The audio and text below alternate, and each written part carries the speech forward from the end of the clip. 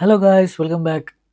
First of all ഒരു ക്ലാരിറ്റിയാണ്. അതായത് ഇത് ഒരു മാഞ്ചസ്റ്റർ യുണൈറ്റഡ് ഫാൻ ചാനൽ മാത്രമായിട്ട് കൊണ്ടുപോകാനല്ലായിരുന്നു ഞാൻ ആഗ്രഹിച്ചത്.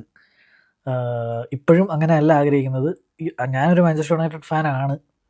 പക്ഷെ എന്താണ് മാഞ്ചസ്റ്റർ യുണൈറ്റഡ് എന്നോട് ചെയ്യുന്നതെന്ന് വെച്ച് കഴിഞ്ഞാൽ, നമ്മുടെ ക്ലബ്ബ് നന്നായിട്ട് മോശമായിട്ട് തന്നെ പെർഫോം ചെയ്തുകൊണ്ടിരിക്കുമ്പോഴത്തേക്കും നമുക്ക് വേറെ കളികളൊന്നും കാണാൻ തോന്നാറില്ല. വേറെ ഫുട്ബോൾ ഗെയിംസ് ഒന്നും കാണാൻ തോന്നാറില്ല. ഞാൻ ചാമ്പ്യൻസ് ലീഗ് ഒക്കെ ചിലപ്പോൾ ഡോട്ട് ചെയ്യാറുണ്ട്.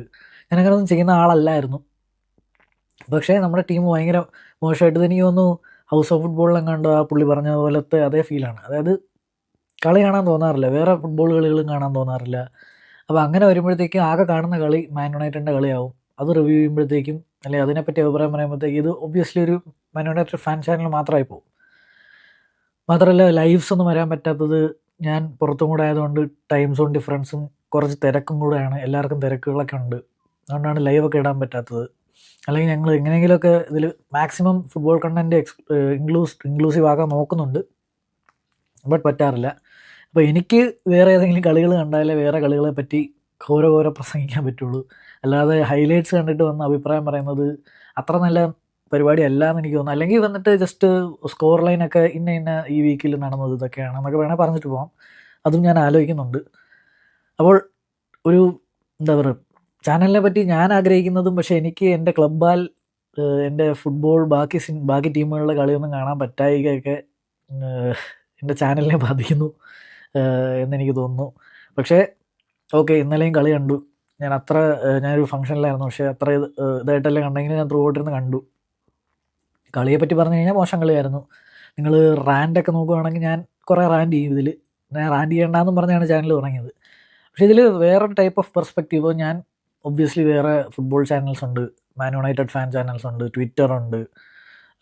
അപ്പോൾ ഇതിലൊക്കെ നോക്കുമ്പോഴത്തേക്കും ഒരു ക്രൗഡ് മോബ് ബിഹേവിയർ എങ്ങനെയാണ്, ഒരു മാൻ യുണൈറ്റഡ് ഫാൻസ് എന്നുള്ള രീതിയിൽ ആൾക്കാർ എങ്ങനെയാണ്, എന്തൊക്കെയാണ് പറയുന്നതെന്നൊക്കെ നോക്കിയിട്ട് അതിനുവേണ്ടി അതൊക്കെ കണ്ടിട്ടൊരു മാസ് എങ്ങനെയാണ് ചിന്തിക്കുന്നതെന്ന് പറഞ്ഞിട്ട് അതിലെ കുറച്ച് തെറ്റ് എന്ന് ഞാൻ പറയുന്നില്ല, കാര്യം എല്ലാ സബ്ജക്റ്റുമാണ്. പക്ഷേ എനിക്ക് എൻ്റെ ഒപ്പീനിയൻ പറയാൻ വേണ്ടിയാണ് ഞാൻ ഈ വീഡിയോ ചെയ്യുന്നത്. ഇതിൽ മാച്ച് റിവ്യൂ ആയിട്ടൊന്നും ഉണ്ടാവുമെന്ന് എനിക്ക് തോന്നുന്നില്ല.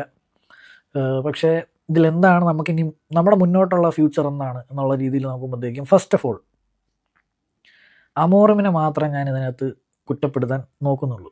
കാര്യം, പോപ്പ് എന്ന് പറഞ്ഞാലും ഞാൻ എൻ്റെ സിസ്റ്റം മാറ്റില്ല എന്ന് പറഞ്ഞൊരു മാനേജർ, അത്രമാത്രം സ്റ്റബ്ബണും അഡമൻറ്റും ആയിട്ടുള്ളൊരു മാനേജർ ഒരിക്കലും ഇവിടെ ഒരു ലോങ് ടേം സർവൈവൽ ഉണ്ടാവില്ല. പിന്നെ എന്തുകൊണ്ടാണ് ഇങ്ങനെ ഒരു മാനേജറെ നിർത്തുന്നത് എന്നെനിക്ക് അറിയില്ല. എനിക്ക് മനസ്സിലായത് പുള്ളിക്ക് നല്ല ഈഗോ ഇഷ്യൂസ് ഉണ്ട്. പുള്ളി എങ്ങനെയെങ്കിലും പുള്ളിയുടെ ടാക്ടിക്സ് വർക്കൗട്ടാക്കി കാണിച്ചേ പോവുള്ളൂ, ആരെന്ത് പറഞ്ഞാലും എന്നുള്ള കൈൻഡ് ഓഫ്, അതങ്ങനെ ചെയ്തു കഴിഞ്ഞാൽ മാസമാണെന്ന് വല്ലതും വിചാരിക്കുന്നതാണെന്ന് അറിയില്ല.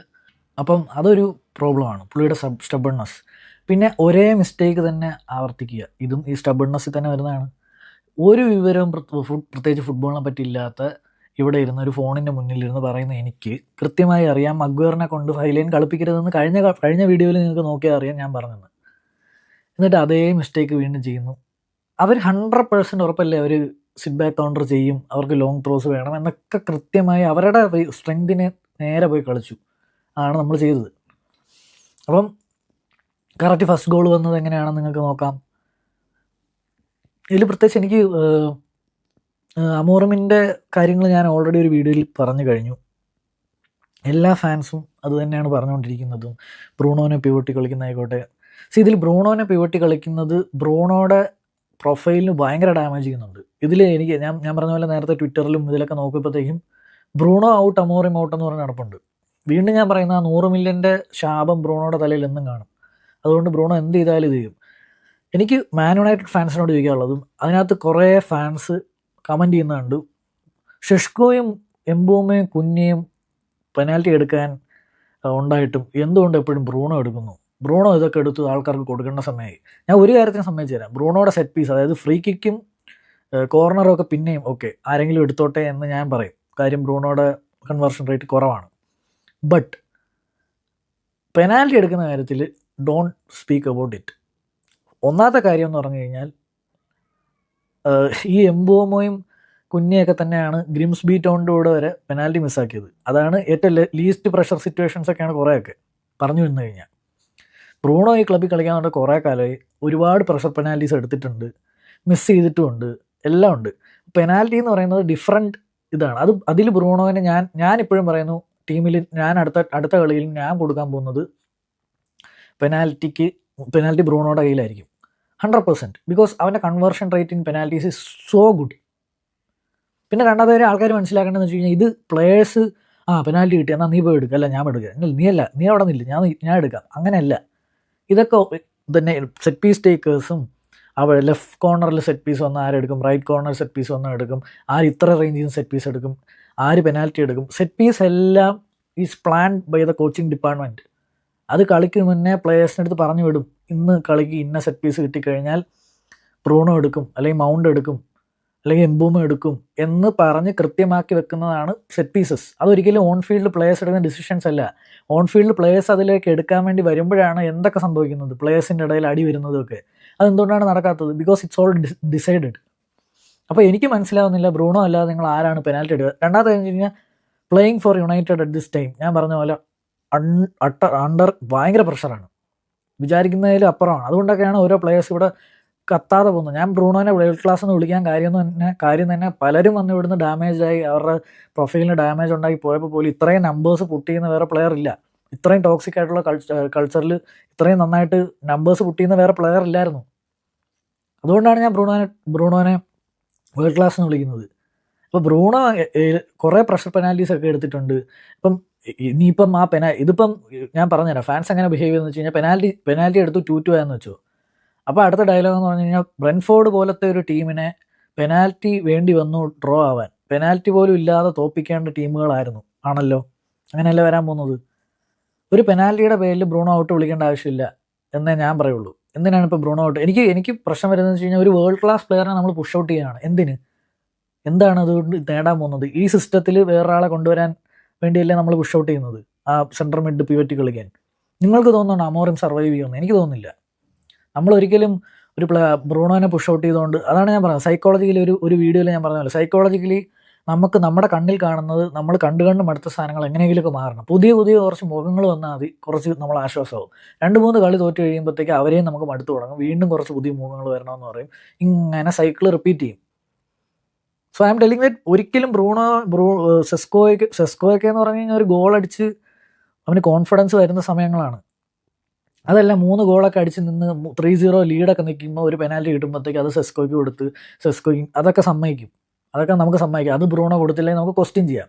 പക്ഷേ എന്ന് വെച്ച് കഴിഞ്ഞാൽ ഇത് ഇമ്പോർട്ടൻറ്റ് പെനാൽറ്റിയാണ്, and his penalty records are too good. നല്ല പെനാൽറ്റി റെക്കോർഡുള്ള ഒരു നല്ല പെനാൽറ്റി ടേക്കറാണ് ബ്രൂണോ ഫെർണാണ്ടസ്. അപ്പോൾ എന്തിനാണ് നിങ്ങൾ എല്ലാത്തിനും പോയി സ്ലാഷ് ചെയ്യുന്നതെന്ന് എനിക്കറിയില്ല. പെനാൽറ്റി മിസ്സൊക്കെ ആവാം, അതൊക്കെ okay, it's A part of the game. ഞാൻ ചോദിക്കുന്നത് ബ്രൂണോയ്ക്ക് ഞാൻ ഇത്രയും പറഞ്ഞതിൻ്റെ കാര്യം തന്നെ, ബ്രൂണോയ്ക്ക് ഇത്രയും ബാക്ക്ലാഷസ് കിട്ടുന്നതിൻ്റെ കാര്യം ഈസ് ഹിസ് സിസ്റ്റം. ഇനി ബ്രൂണോ എന്നല്ല എല്ലാവർക്കും ബാക്ക്ലാഷസ് വരും, because he is never playing to the players strengths. അതാണ് കഴിഞ്ഞ വീഡിയോയിൽ കൃത്യമായി പറഞ്ഞത്. നമ്മുടെ പ്ലേയേഴ്സിന് പറ്റുന്ന ഒരു എക്കോസിസ്റ്റം അല്ല അമോറിം ഉണ്ടാക്കുന്നത്. ഇത് മറ്റേ 100 സാമ്യമാരുണ്ടായിട്ട് ബാക്കി 99 സാമ്യമാർക്കും വഴിതെറ്റിപ്പോയി എന്ന് പറയുന്ന സ്കീമാണ് ഈ അമോറിമിൻ്റെത്. അമോറിം അതാണ് ഫുൾ ടൈം ചെയ്തുകൊണ്ടിരിക്കുന്നത്. അമോറിമാണ് റൈറ്റ്, അമോറിം ഇതിലേ കളിക്കൂ. അപ്പോൾ ഇനിയോസിൻ്റെ പൊട്ടത്തരങ്ങൾ ഞാൻ ഒരു വീഡിയോ ചെയ്തല്ലോ, അത് നിങ്ങൾക്ക് പോയി കാണാം. അപ്പോൾ ഇനിയോസ് ചെയ്തു കൊടുത്ത കാര്യമാണ് ഈ അമോറിമിനെ കൊണ്ടുവന്നത്. അമോറിമിന് വേണ്ട പ്ലേയേഴ്സിനൊന്നും അതായത് ഇമ്പോർട്ടൻ്റ് ആയിട്ട് അഡ്രസ്സ് ചെയ്യേണ്ട പൊസിഷൻസിലേക്ക് പ്ലേയേഴ്സിനെ വാങ്ങിക്കൊടുക്കാതിരുന്നതും ബ്രൂണോനെ പിടിച്ചു നിർത്തിയതും എല്ലാം അമോറിമും ഇനിയോസും കൂടെയാണ്. അപ്പം കുറച്ച് അങ്ങോട്ട് ബ്ലെയിം പോട്ടെ, കുറച്ചെന്നല്ല ഏറ്റവും കൂടുതൽ അങ്ങോട്ട് ബ്ലെയിം പോട്ടെ. ഇപ്പോൾ പ്ലേയേഴ്സിനും കുറച്ച് കഴിഞ്ഞ് മടുക്കും. ഇപ്പം ഗോപി മൈന് പോലത്തെ പ്ലേയേഴ്സാണെങ്കിലും കുറച്ച് കഴിഞ്ഞ് മടുക്കും. പിന്നെ ഈ അമോറിമിൻ്റെ കാര്യത്തിൽ പറയുന്നത് വെച്ച് കഴിഞ്ഞാൽ, ഈ അക്കാഡമി പ്ലേയേഴ്സിനെ യൂസ് ചെയ്യുന്നതായിക്കോട്ടെ, ആകെ ഒരു ഫ്രെഡറിക്സനെ മാത്രമേ എൻ്റെ ഒരു ഓർമ്മയിൽ നമ്മുടെ അക്കാഡമിയിൽ നിന്ന് റൂബൻ അമോറിം ഇൻട്രൊഡ്യൂസ് ചെയ്തിട്ടുള്ളൂ.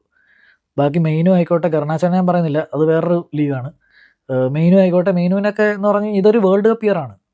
അപ്പോൾ ഇവർക്കൊക്കെ കൃത്യമായി ഗെയിം ടൈമൊക്കെ കിട്ടി പ്രൂവ് ചെയ്താലേ ഇവർക്ക് എല്ലാവർക്കും ഇപ്പോൾ ഒരു പ്ലെയറിൻ്റെ രീതിയിൽ ആലോചിച്ചാൽ എല്ലാവർക്കും ആഗ്രഹങ്ങൾ കാണില്ലേ. പ്ലെയേഴ്സിന് ഇപ്പം വേൾഡ് കപ്പ് കളിക്കാൻ ആഗ്രഹം ഉണ്ടാകുന്നതെന്ന് പറയുന്നത് തെറ്റാണോ? അവരുടെ കൺട്രിയെ റെപ്രസെൻറ്റ് ചെയ്ത് ഒരു വേൾഡ് കപ്പ് കളിക്കാതെ 4 കൊല്ലത്തിൽ ഒരിക്കൽ വരുന്ന ഒരു ഫിനോമിനയാണ് വേൾഡ് കപ്പൊക്കെ. അപ്പം അതിൽ കളിക്കാൻ ആഗ്രഹം എന്തായാലും എല്ലാവർക്കും കാണാം. അവർ കുറ്റം പറഞ്ഞിട്ട് കാര്യമില്ല. അതുകൊണ്ടാണ് കോബി മൈനുവിന് ഇത്തവണ ലോണിലായാലും പോയാൽ കുഴപ്പമില്ല എന്നുള്ള രീതി പറഞ്ഞത്. അവൻ എപ്പോഴും പോകണമെന്ന് പറഞ്ഞില്ലല്ലോ. അപ്പോൾ ഇങ്ങനെയുള്ള പ്ലേയേഴ്സിനെ കൊണ്ടുവരിക, ഈ എക്കോസിസ്റ്റത്തിൽ കൃത്യമായി പ്ലേയേഴ്സിന് കളിക്കാൻ പറ്റാതിരിക്കുക. ഇപ്പോൾ ഞാനൊരു പ്ലെയർ ആണെങ്കിൽ എനിക്ക് കുറച്ച് കഴിയുമ്പോൾ ഫ്രസ്ട്രേറ്റഡ് ആവും. അത് പ്ലേയേഴ്സ് അമോറിമിനെ സാക്ക് ചെയ്യാൻ പോകുന്നതെന്ന് പറഞ്ഞിട്ട് കാര്യമില്ല. കാര്യം എന്ന് വെച്ച് കഴിഞ്ഞാൽ ഓക്കെ, എനിക്കറിയാം ഞാൻ ഇന്ന പൊസിഷനിൽ ഇട്ടാലാണ് ഞാൻ ഏറ്റവും ഔട്ട്പുട്ട് കാലാകാലങ്ങളായിട്ട് കൊടുക്കുന്നതും എനിക്ക് കോൺഫിഡൻസ് ഉള്ളതും എനിക്ക് ഇവിടെ കളിക്കുമ്പോഴാണ്. പക്ഷേ ഇയാൾ എന്നെ ഒരിക്കലും ഇവിടെ കളിപ്പിക്കാറില്ല. എന്ന് പറഞ്ഞാൽ ഈ പ്ലെയേഴ്സ് പ്രൊഫഷണൽ ആയിരിക്കുന്നത് കൊണ്ട് മാത്രമാണ് കൃത്യമായി ഇയാളുടെ സ്റ്റാറ്റിക്സ് കയറി കളിക്കുന്നത്. അല്ലാതെ എനിക്ക് തോന്നുന്നില്ല Bruno is very happy playing at there, Amad is playing very happy playing there, എനിക്ക് തോന്നുന്നില്ല. സോ ഇതൊക്കെ അഡ്രസ്സ് ചെയ്യുക. എനിക്ക് I am not turning against players this time. If Amorim is not changing the system, നിങ്ങൾക്ക് അങ്ങനെ വിചാരിക്കാം I am Amorim out. Amorim 3-4-3 കളിക്കുന്നതിൻ്റെ അല്ല പ്രശ്നം, ഫോർമേഷൻ അല്ല എൻ്റെ പ്രശ്നം. ഡോണ്ട് ടേക്ക് മീ റോങ്, നിങ്ങൾ ഏതോ ഫോർമേഷനിൽ കളിച്ചു, but you should create an ecosystem or you should create a tactics where നിങ്ങളുടെ കയ്യിലുള്ള പ്ലെയേഴ്സ് അവരുടെ ബെസ്റ്റ് ഇടുന്ന പൊസിഷൻസിൽ ഇടാൻ ശ്രമിക്കുക. അതേ ചോദിക്കുന്നുള്ളൂ. അല്ലാതെ അതും സ്റ്റബോൺ ആക്കി വെച്ച് വീണ്ടും ബ്രൂണോനെ പിവട്ടും കളിപ്പിച്ച് ബ്രൂണോൻ്റെ പ്രൊഫൈലും കളഞ്ഞ് ബ്രൂണോനും കുറേ ബാക്ക് സ്ലാഷസ് കിട്ടുന്ന എന്ന് പറയുന്നത് അതാണ് നടത്താൻ നിൽക്കുന്നെങ്കിൽ ഐ ആം അമോറിം ഔട്ട്. ഇപ്പോഴേ ഞാൻ പറയാം. പിന്നെ നമ്മുടെ 33 കളികൾ ആ സ്റ്റാറ്റ്സൊക്കെ ഞാൻ പറഞ്ഞ് മടുത്തു. വേറെ ഒരു ബിഗ് ക്ലബ്ബിലും ഇത്രയും മോശം ഫോം അനുവദിക്കില്ല, എത്ര പ്രോസസ്സിൻ്റെ ഭാഗമാണെങ്കിലും. ഇപ്പോൾ ഇനിയോസിൻ്റെ ഡിസിഷൻ മോശമായെന്ന് നാട്ടുകാർ പറയാതിരിക്കാൻ വേണ്ടി സാക്ക് ചെയ്യാതിരിക്കാമെന്ന് അറിയില്ല.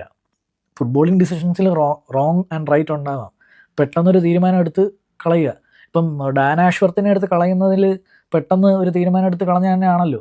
അപ്പം റാഡ്ക്ലിഫിനോട് ചോദിച്ചപ്പോഴത്തേക്ക് എന്താ പറഞ്ഞത്, ചില കാര്യങ്ങൾ ചിലതിൽ നമ്മൾ മിസ്റ്റേക്സ് ചെയ്യാതെ പെട്ടെന്ന് റെക്ടിഫൈ ചെയ്യുക. Do the same with this guy. അതേ ഞാൻ പറയുന്നുള്ളൂ. എനിക്ക് തോന്നുന്നില്ല ഇത് നന്നായിട്ട് പോകുമെന്ന് എനിക്ക് തോന്നുന്നില്ല. ഇതൊരു സാക്കിലേക്ക് തന്നെയാണ് പോകുന്നത്. പിന്നെ രണ്ടാമത്തെ കാര്യം എന്ന് വെച്ച് കഴിഞ്ഞാൽ വേറൊരു കാര്യം, നമ്മൾ ഭയങ്കര രീതിക്ക്, ഇത് എനിക്ക് മെയിൻലി പറയാനുള്ളത്, നമ്മൾ ഭയങ്കര രീതിക്ക് നെഗറ്റീവ് ഒന്നും ആവേണ്ട ആവശ്യമില്ല.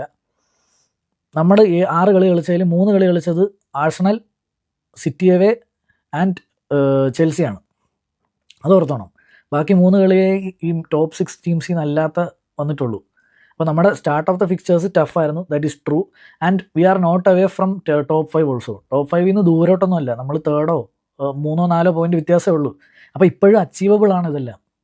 So either change the Guy or make him change. ഇത് രണ്ടിൽ ഏതെങ്കിലും ഒന്ന് ഇനിയോസ് ചെയ്തേ പറ്റൂ. കാര്യം നമ്മൾക്ക് ഇപ്പോഴും നമ്മുടെ അപ്രോച്ചബിൾ ആയിട്ടുള്ള ഒരു ടാർഗറ്റ് തന്നെയാണ് യൂറോപ്പ്.